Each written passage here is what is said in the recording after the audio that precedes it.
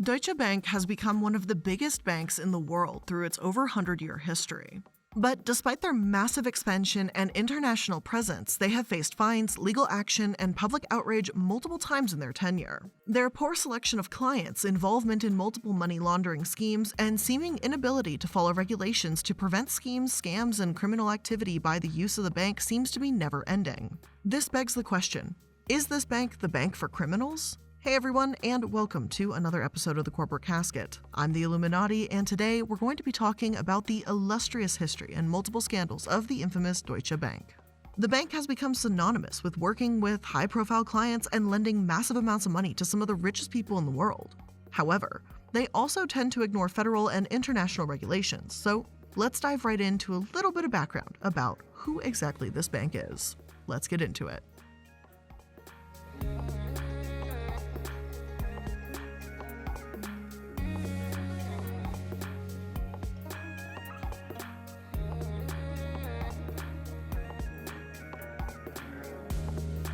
Deutsche Bank was established before Germany had even officially established as a country. Its founders, who were all bankers, established the bank to challenge the massive success and virtual monopoly of British banks, which had almost complete financial control in Europe.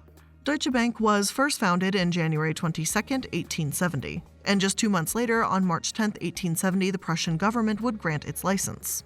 At first, the bank's initial focus was to facilitate trade relations between Germany, other European countries, and overseas markets. Because of this goal, the bank quickly opened locations in multiple countries, including China and Japan. However, the bank swiftly switched its goal from trade finance to industrial finance, meaning this bank began to support and help build Germany's capital market by supporting the growth of businesses and focusing primarily on their industrial customers. Their website states, Deutsche Bank's early decades were a period of rapid expansion. The bank had an eye for good business prospects and a sound feel for risk. Issuing business began to grow in importance in the 1880s, and in the 1890s, it really took off. The bank would invest in steel, chemicals, and the electrical engineering industry. In the beginning, the bank would often sit on the boards of companies they invested in and help to restructure the business and negotiate mergers. By the early 1880s, it was involved with multiple German companies in South America and the United States, and was also financing railroads in Russia. However, the bank would make some massive mistakes early in their history by investing in companies and people that did not have the ability to pay back their loans.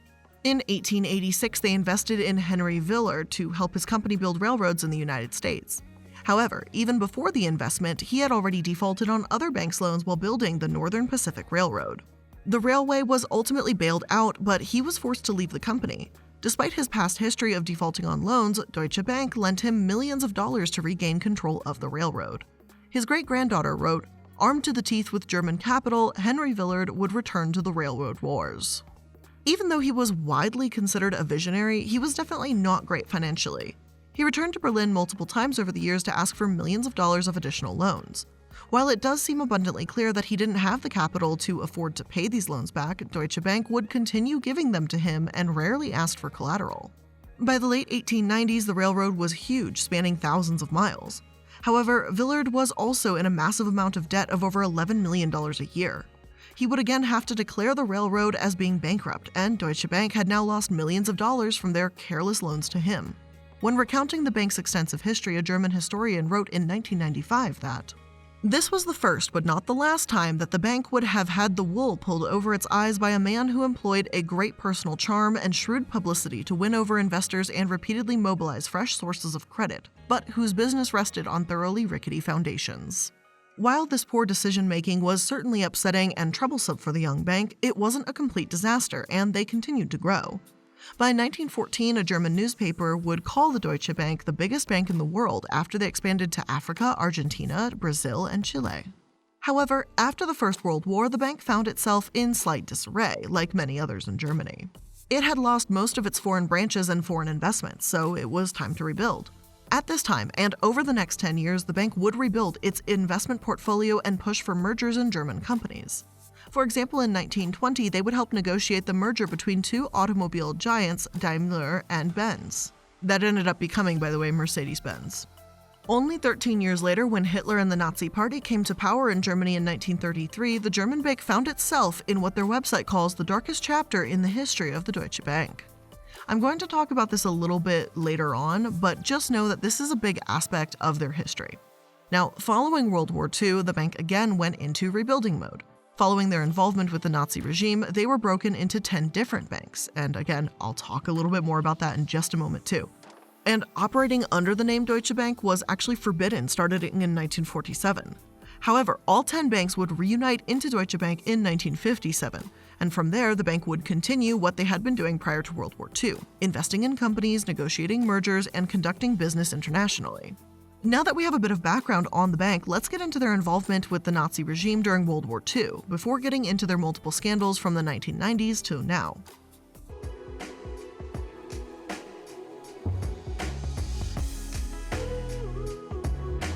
The bank's history page on their website starts out the description of this horrific time in their history by saying the following. Although its leading representatives scarcely agreed with the ideology of National Socialism, they complied with the racist goals of the regime from the outset, putting up no resistance. The feeling of impotence and feebleness instilled in them by the aftermath of the 1931 banking crisis and the anti-bank ideology of leading Nazis was simply too great. It is important to note that most German companies and banks in Germany were complicit in the Third Reich's horrific actions, and it's not like they really had an option to not either, but it's not excusing it either. The point is, the Deutsche Bank was especially complicit in helping Nazi powers orchestrate mass genocide. When Hitler first rose to power, 3 members of the management board for the bank were forced to leave due to being, quote, defined as Jews. According to David Enrich, the writer of Dark Towers, Deutsche Bank, Donald Trump, and An Epic Tale of Destruction, their banishment from the company was first met by some pushback by German executives on the board. However, they were overruled by colleagues who were inclined to remain in the good graces of the Nazis. Then, in the coming years, the bank would be involved in the Aryanization or the takeover of Jewish businesses by German people and companies. By 1938, they would complete hundreds of these, taking over Jewish business assets and turning them over to Aryans. Deutsche Bank was also extremely involved in selling gold from the Nazi regime. According to Enrich, Deutsche sold more than 1,600 pounds of gold the Nazis had stolen from Holocaust victims. The proceeds of these sales went not to the bank, but to the Nazi regime so they could buy weapons and other raw materials which they needed desperately. Horrifically, the bank was also involved in financing what is widely known as one of the most deadly and horrific concentration camps during the Holocaust, Auschwitz. Deutsche Bank financed the construction companies who would go on to build the camp, and also bankrolled the IG Farben factory, which was run by slave labor and used to manufacture the chemical used in the gas chambers. In Dark Tower, Enrich quotes the historian of the bank who described the leader at the time, Hermann Apps, as saying, "He was at worst an opportunist, at best a man of character who had to practice his profession in a human system." Enrich says there is little proof that Apps knew exactly what the bank was doing and the breadth of their investments in gold sales, but it would be incredibly shocking if he didn't. In addition to leading Deutsche Bank, he was also on the board at IG Farben, the same company that built the factory used to manufacture the chemicals in the gas chambers.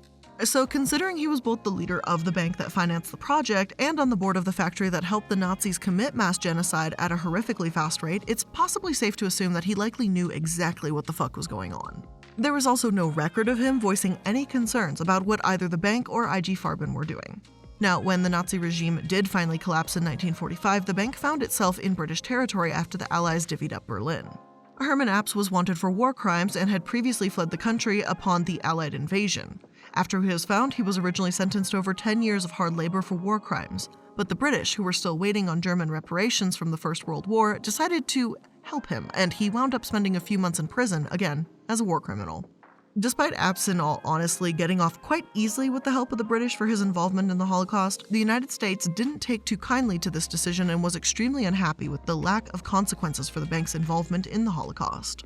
In a report released by the United States government, they said the Deutsche Bank had been a participant in the execution of the criminal policies of the Nazi regime in the economic field, and concluded that the bank should be liquidated and the former executives should be barred from any position of power while Germany was being rebuilt. The American government didn't get these things, but did compromise with the British government in deciding that the Deutsche Bank be split into 10 institutions and forbid them from using the Deutsche Bank name. Despite this, except for the name change, the bank really did not face any legal repercussions at the time for their involvement in the Holocaust. This obviously is an extremely dark and horrific history for the bank. In fact, they actually did try to hide this history, particularly the part where they funded Auschwitz for multiple decades. This wasn't actually until 1999, after the bank announced its plans to acquire Bankers Trust Corp., that they finally admitted this. Prior to this time, the bank had been in legal battles with concentration camp survivors in the United States. Survivors accused the bank of profiting from gold stolen from Holocaust victims, which, of course, as we know, they did. One of the lawyers of the survivors in the suit was quoted in the Baltimore Sun as saying, "Deutsche Bank cannot be permitted to obtain the benefits and protections of doing business in the United States without a full accounting and disgorgement of these assets." The CEO of Deutsche Bank also said in a statement that the involvement of Deutsche Bank in the Nazi regime is a cause of deep consternation for us, and that he supported efforts to find a comprehensive solution to lawsuits and claims for damages from the Holocaust survivors. Along with 3 other German banks, a settlement was reached in 2020 for over $30 million. Now, I agree with the bank's sentiment that these were their darkest days, but DB has faced a wide array of scandals due to its continued tendency to make poor financial decisions and to financially back crooks, scammers, and con artists. Now, before we continue on to talk about Deutsche Bank's involvement with our orange ex-president Donald Trump, I don't know how else to describe him, let's just take a quick moment to thank today's sponsors. We're all looking for simple solutions to eating healthier. And one easy way to fix up your fruit and veggie game is with Daily Harvest. It's the easiest way to get more fruits and veggies into your stomach every single day. And when I'm saying it's easy, it's literally easy. Daily Harvest offers delicious harvest bowls, flatbread, smoothies, and more, all built on organic fruits and vegetables, and it goes right to your door and conveniently stays fresh in your freezer. Now, I think most of you know I am very openly addicted to their smoothies. I have a monthly running subscription every month where I get smoothies delivered to the door, and I have one almost every single morning for breakfast to start my day. But did you know they also have lattes? Because I just got hooked on that recently. They have a matcha latte. I think it's like matcha and lemongrass. Don't quote me on that, but it is so good. It's like a matcha latte. It's amazing. I'm in love. Daily Harvest takes only a couple minutes to prepare and never uses preservatives, added sugar, or artificial anything. So you get food that's good for you with minimal effort. Daily Harvest makes it easy to feel good about what I'm doing for myself and the planet. Make sure you go to dailyharvest.com/casket and get up to $40 off your first box. That's dailyharvest.com/casket for up to $40 off your first box. dailyharvest.com/casket. If you're looking to cook more at home and treat yourself and your family to fantastic recipes without the stress of meal planning them, then look no further than HelloFresh. Because HelloFresh offers pre-portioned ingredients to your door, including farm-fresh produce that arrives within a week. So you get convenience and quality. And right now you guys are getting a series of ad reads where it's what does Blair eat in the morning, what does Blair eat at night? Because HelloFresh, very easy to make dinners. I love their one-pan meals. It's probably one of my favorite things. One pan, one skillet, one oven, one whatever, everything on one tray. I love it. And HelloFresh is flexible because our lives are constantly changing. You can customize your order super easily, change your delivery day, food preferences, plan size, skip weeks when you don't need HelloFresh, like it's that easy. And you can do it all in the app, which, like I've said many times before, their app is one of the easiest things in the world to use. They show you little previews of what the food is supposed to look like for every single recipe. It's so awesome. So if you want to get started, make sure you go to hellofresh.com/casket16 and use code casket16 for up to 16 free meals and 3 free gifts. That's up to 16 free meals and 3 free gifts at hellofresh.com/casket16 with code casket16.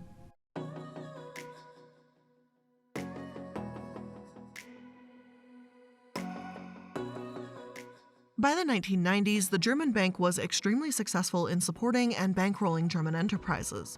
But in America, the bank was still struggling to make a big splash and continue its growth. Enter Donald Trump. By this time, Donald Trump was already well known for being a casino mogul. However, he was also well known by bankers for being someone who had previously defaulted on his loans for his Atlantic City casino. Banks such as Citigroup, Manufacturers Hanover, NatWest, and Bankers Trust had already gone through business dealings with him and lost hundreds of millions of dollars. Because of this, he had been effectively blackballed from getting loans from other banks. David Enrich says, "His record of defaulting on loans and stiffing his business partners was very long and well documented. Any mainstream financial institution that had competent risk management systems in place, there is no way they were going to do business with Donald Trump." Enter Deutsche Bank. Mike Offit and Justin Kennedy had both previously worked as traders with Goldman Sachs and were hired to help them establish the bank as a force in the eyes of the illustrious Wall Street. Tasked with the responsibility to invest in bigger and grander projects, Offit agreed to take a meeting with Trump despite multiple warnings against it from outside sources. Trump waltzed into the office and explained his proposal. He needed a loan to finance the renovations of 40 Wall Street, a giant Art Deco building from the 1930s in New York. After hearing his pitch, Offutt was reportedly impressed by Trump's knowledge of the building and cost associated with the aspect of the renovations, even down to how much the windows would cost.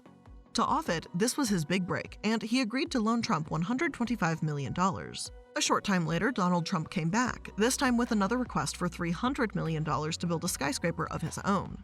After gaining approval from the German office, Offutt again agreed and lent Trump the money. Only a short time later, Offutt was let go from the bank, but Kennedy developed a strong relationship with Trump. Over the years, the bank and Trump would develop a strong relationship, with the bank lending him hundreds of millions of dollars. Deutsche Bank even helped Trump gain access to special-purpose vehicles and help him travel and acquire more properties internationally. They also helped him find people to purchase his exorbitant and expensive condos. However, the relationship reached an impasse in 2008 during the financial crisis. Until this point, Trump had actually been relatively consistent with paying his loans, but now he owed $334 million to the bank with no way to pay them back. To avoid paying, Trump sued the bank for damages amounting to $3 billion, accusing the bank of helping to ignite the financial crisis through their predatory lending services, which honestly they kind of did, but I'll talk about that in a second. And also citing a force majeure clause, which implies the financial crisis was acts of God and that he should be let out of his responsibility to pay the bank back. They responded by saying that Trump is no stranger to overdue debt and said the lawsuit was classic Trump. They countersued Trump for $40 million, which he originally agreed to pay back by 2005 and did not. Despite all of this, the two parties ended up coming to an agreement that allowed Trump a 5-year extension on paying the money back. The bank actually lent him more money to virtually pay themselves back on the $40 million he owed, and they continued loaning to Donald Trump throughout the years. Over the course of 20 years, the bank lent Donald Trump over $2 billion. By the time he would become president in 2016, they had become his biggest creditor. This would come back to bite them as the Democrats in Washington sought to fully understand Trump's business and subpoenaed the bank. The investigation was meant to explore what Maxine Waters, the head of the Financial Services Committee, said the use of the financial system for illicit purposes. Representative Adam Schiff goes on to say that the subpoenas were in part needed to take a look into allegations of potential foreign influence on the U.S. political process. In 2019, it was believed that Donald Trump still owed the bank $300 million, though no one seems to be exactly sure of just how much he owes them. Donald Trump and his family actually sued the bank again in an attempt to block them from talking. And in the lawsuit, it states that the subpoenas were issued to harass President Donald J. Trump, to rummage through every aspect of his personal finances, his businesses, and the private information of the president and his family. Deutsche Bank finally cut ties with one of their most famous and most troublesome clients, Donald Trump, after the January 6th insurrection. They were joined by multiple other institutions. The bank's relationship had been both good and bad for the reputation, depending on how you look at it. For one, Donald Trump is certainly one of the most famous, well-known people in the world, so being his biggest creditor gave Deutsche Bank a far-reaching reputation that made them a well-known name. On the other hand, their relationship with Trump has caused prosecutors to look closely into the bank's history and look closely at their current practices, and frankly, it isn't good.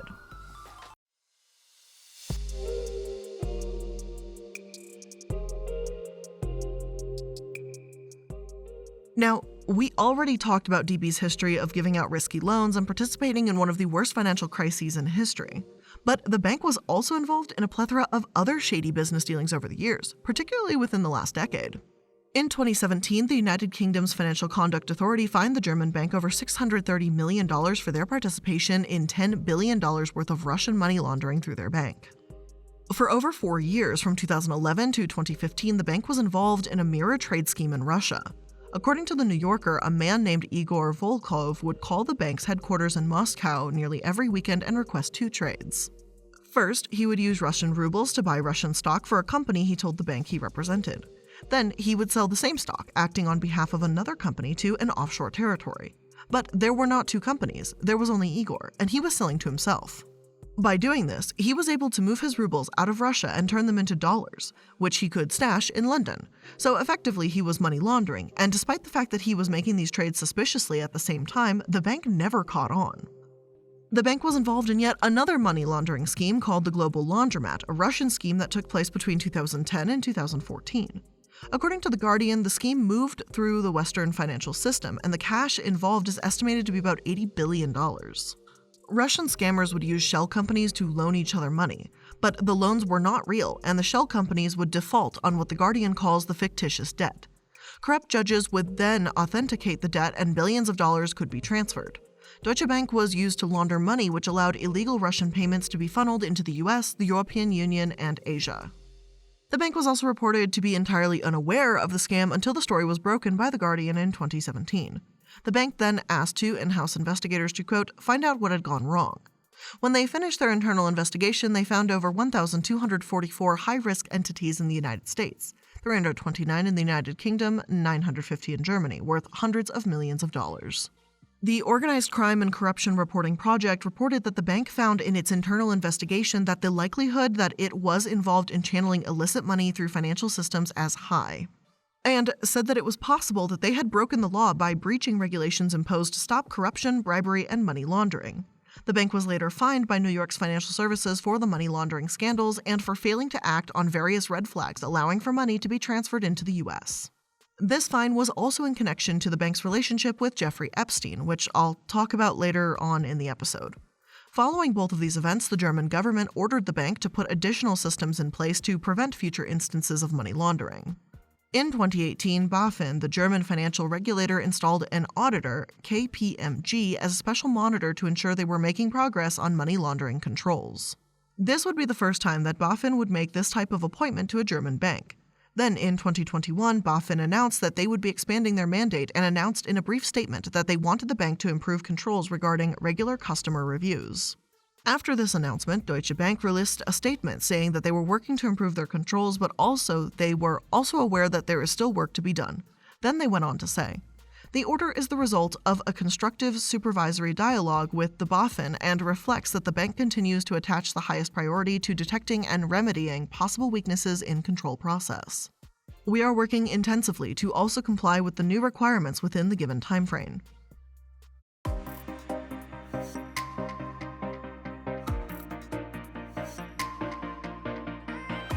The bank also found itself in yet another scandal and facing even more fines in 2020, this time because of their relationship with none other than Jeffrey Epstein. In 2020, New York Financial Services fined the bank $150 million. The fine came only 1 year after Epstein was arrested and subsequently died while in custody, i.e. suicided himself, and additionally the fine came the same week that Ghislaine Maxwell was arrested and is now found to be guilty of sex trafficking minors. Linda A. Lacewell, the superintendent of financial services, released a statement saying, in each of the cases that are being resolved today, Deutsche Bank failed to adequately monitor the activity of customers that the bank itself deemed to be high risk. Despite knowing Mr. Epstein's terrible criminal history, the bank inexcusably failed to detect or prevent millions of dollars of suspicious transactions. The bank had started a relationship with Epstein in 2013 after he had been dropped by JP Morgan Chase & Co. for, quote, reputational concerns. Epstein had pleaded guilty in 2008 for soliciting prostitution from an underage girl. Now, despite multiple red flags, both with Epstein's financial and personal dealings, Deutsche Bank still decided to take him on as a client and continued their relationship with him until his arrest in 2019. Over the years, the bank helped move millions of dollars for Epstein through multiple accounts and played a pivotal role in helping him to amass more than $500 million in fortunes. According to the New York regulator, the bank processed multiple transactions that should have been flagged throughout their relationship with Epstein. This includes cash withdrawals that amounted to over $800,000 for over 4 years. They also processed payments to Russian models, school tuition fees for women, and hotel and rent expenses. The regulator continued on to say that even though the bank did find Epstein to be high risk, it failed to scrutinize the activity in the accounts for the kinds of activity that were obviously implicated by Mr. Epstein's past. The bank responded to New York's fines by saying, quote, we acknowledge our era of onboarding Epstein in 2013 and the weakness in our processes, and have learned from our mistakes and shortcoming.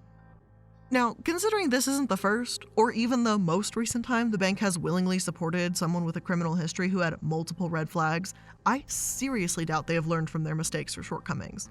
They just continue to avoid regulations and seem virtually unconcerned with how they make their money, it's just that they're making it.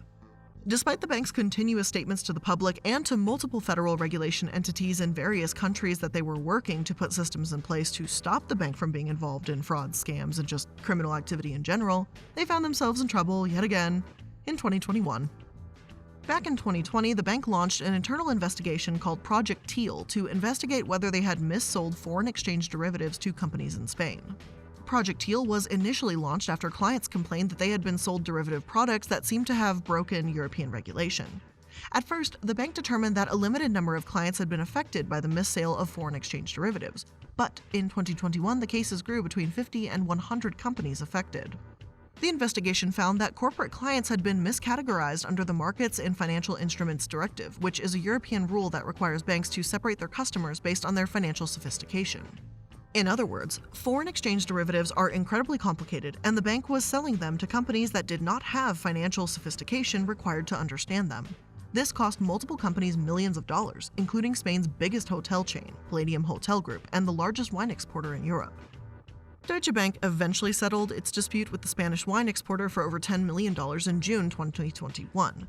Then, in September 2021, the bank was sued by the Palladium Hotel Group for over $500 million in losses due to the sale of derivatives.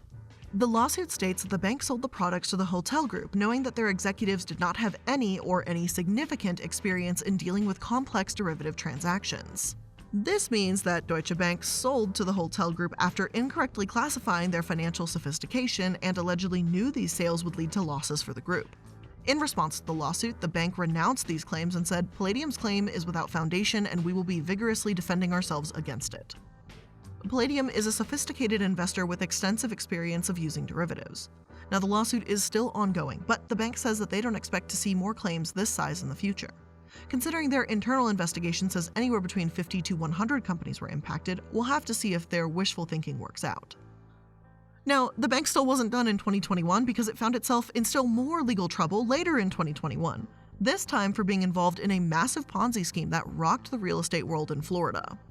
In a lawsuit filed by two bankrupt Cayman Island investment funds, they accused the bank of saying it enabled theft on a massive scale, leading to millions of dollars of losses for the investment funds.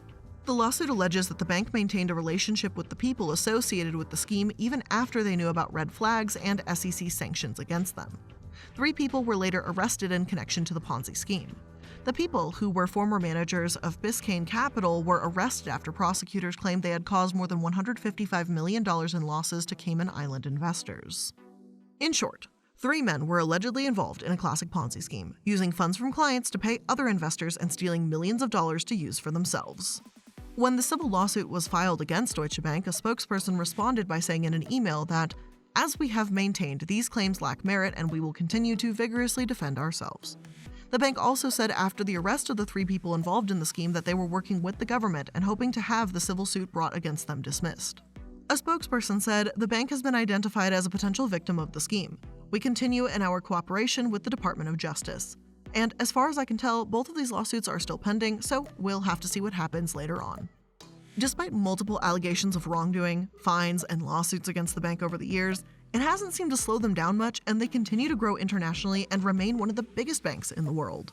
At this point, it seems the bank might just be too big to fail, regardless of their near-constant missteps and poor decision-making.